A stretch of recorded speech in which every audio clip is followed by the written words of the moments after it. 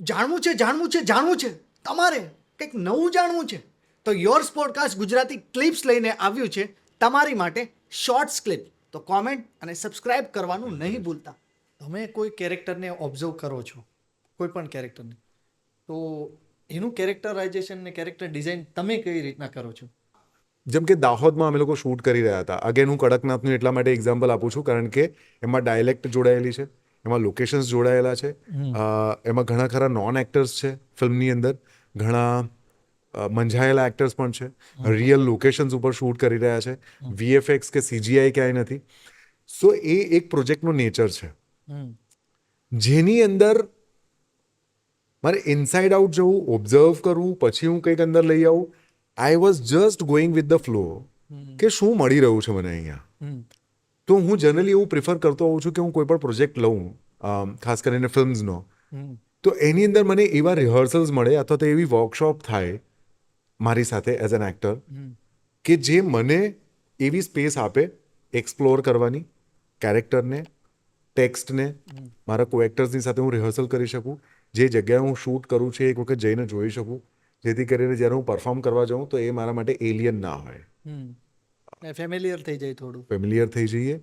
એ વધારે બિલિવેબલ હોવું જોઈએ કે હું આ કિચનમાં છું તો એ કિચન મેં આની પહેલાં 100 વાર વાપરેલું છે. એના માટે મારે, તમે જે વાત કરી કે સ્ટાનિસ્લેવસ્કીની મેથડ, એના માટે મારે કિચનમાં જઈને 100 દિવસ રહેવાની જરૂર નથી, પણ એટલીસ્ટ એક વખત જઈને તમે એનું आप उसका ब्यौरा कर लीजिए ताकि आपको एक समझ में आ जाए कि ये जगह क्या है, આ કોર્નર અહીંયા છે, આ લાઇટ અહીંયા છે.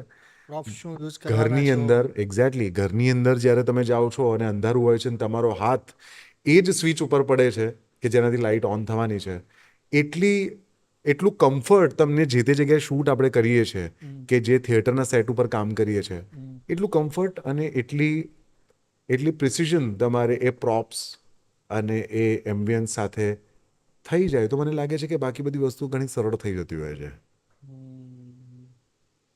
હવે દરેક ફિલ્મમાં આ પ્રકારની વ્યવસ્થા પોસિબલ નથી હોતી, પણ જ્યાં મળે, મને લાગે છે કે જો મળતું હોય તો એઝ એન એક્ટર તમે ગમે એટલા બિઝી હોય, ફિલ્મના શૂટ શરૂ થતાં પહેલાં એટલીસ્ટ જો 10-15 દિવસ આવા આપી દો તો બાકીના જે 20, 25, 30, 35 દિવસ જે તમે શૂટ કરવાના છો તમારા માટે બહુ ઇઝી થઈ જાય છે. Two just go and perform, તમે રેડી છો.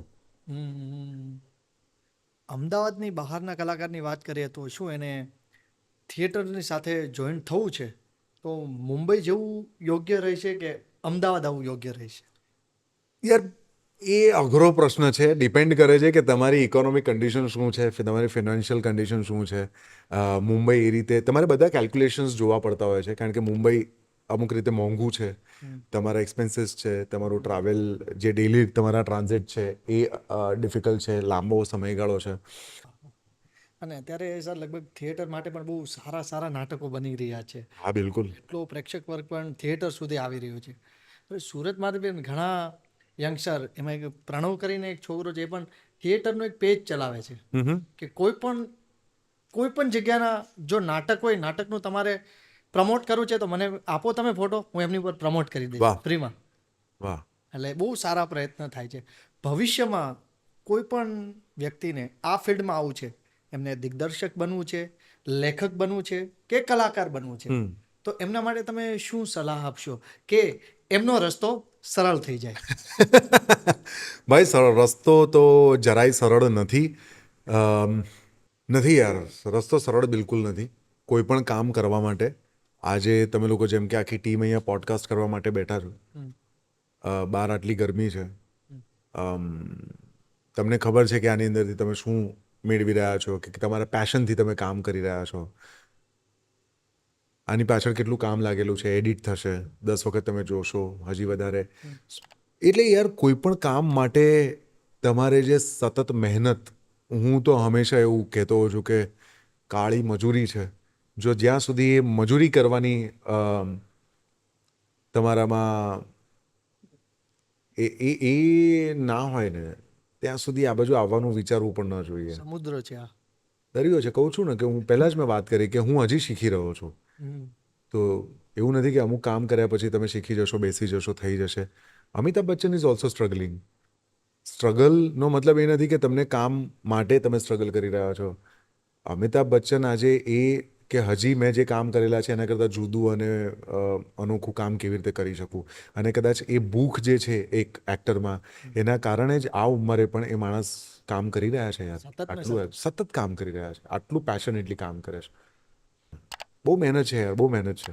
ખૂબ બધું વાંચવું જરૂરી છે, ખૂબ મહેનત છે, સતત પોતાની જાતને